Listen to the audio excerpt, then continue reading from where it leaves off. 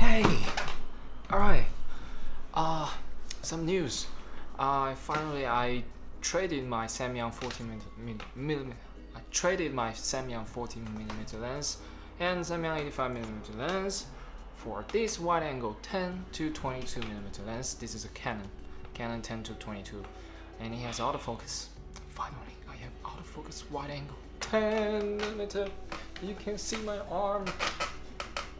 It's wonderful. Finally. So it's quite a lot wider than the 14mm on a crop sensor body. Another advantage is that it has autofocus, finally. So now when I vlog, I don't have to zoom like this. Not zoom, I mean focus. And I couldn't be sure to be in focus because, you know, Sony doesn't have this slip over screen. So I don't know. If I use manual focus lens, it's very hard to vlog, and I've been considering the Sony 10-18mm lens, but it's so expensive, 800 euros. And that day, 2 days ago, I found this deal as 400 euros on Amazon, and I clicked order immediately because it's so cheap. And turned out the vendor canceled my order. Probably they put the number wrong, so they didn't ship and they didn't charge any money. That's a bummer. 400 for the Sony would be fantastic. But we got this Canon. It's fantastic, but it comes with issues like the autofocus. It's not. It's far from running smoothly, but it works. Especially it works in photo mode. If you take photos, it works fantastically. It's fast, accurate. It's very nice.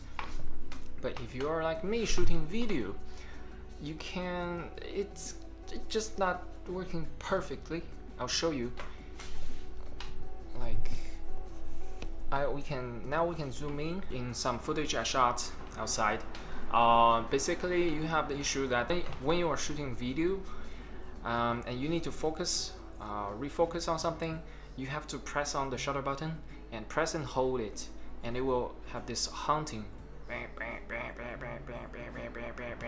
for a while, but eventually it will settle down and find the focus, and it's pretty accurate, but it takes so long. It takes like 2 to 3 seconds to find a focus, and you can hear the noise in the video. So for video, it's not the best autofocus option, but the guy I traded lens with told me that the lens itself sell at 350 euros on second-hand market. So at this price point, it's a pretty good, decent lens, and I can work around with the focus, autofocus issue for sure. And also, I was very surprised by the manual focus. The manual focus is very nice, very smooth and sturdy. It's not like a Sony fly-by-wire. I don't know if it's a fly-by-wire, but it feels much more mechanical. I'm sure it's not mechanical, but there's some mechanical element in there because you can see the focus distance. There's an indicator on top of the lens, which is awesome, and it feels very mechanical, and it's very sturdy feeling when you focus. Yeah, it's just very different from the fly-by-wire electronic manual focus on Sony lenses. So that is awesome, and I was very surprised and happy about it. I'm gonna show you some clips I shot outside.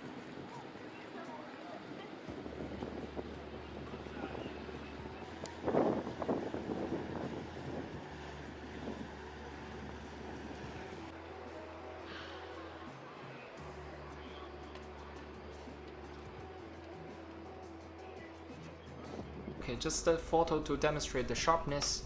I shot this shot. It's a wide 10mm lens, 10mm focal range, and it's very wide, but you can see very clearly that on the edge it is very, very soft, super soft. It's pretty bad, but the center is sharp. Okay, the edge is very soft. I'll show you this. But it's kind of expected. And then we go to 22mm, and we can see that the edge sharpness has been improved dramatically. I mean, it's not sharp, but it's way better than 10mm.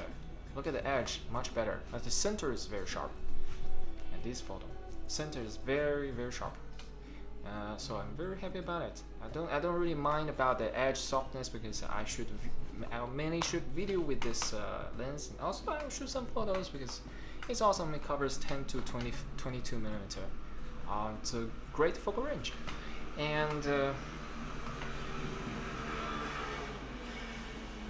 another thing is the Canon lens is very interesting. The color, it gives you a different color. That it's different from Sony. Kind of the blue is more bluish. Somehow like I shot some sample video here, and you can see. And also it seems that the light is not as sufficient as using a native lens, and but the exposure is definitely a little bit low when you're shooting on aperture priority mode, shooting video. I usually do that when I run and gun. In Sony, with the Sony native lens, I usually have to tune down the exposure compensation a little bit, but here I have to actually turn up the exposure compensation to make it brighter because it's so dark, which can be good because you can see the beautiful sky sometimes, but that's not a big issue, and it's very interesting, fun to work in a different way. Yeah, that's it for this video. I will update when I have more experience, played more with this lens, and it's a great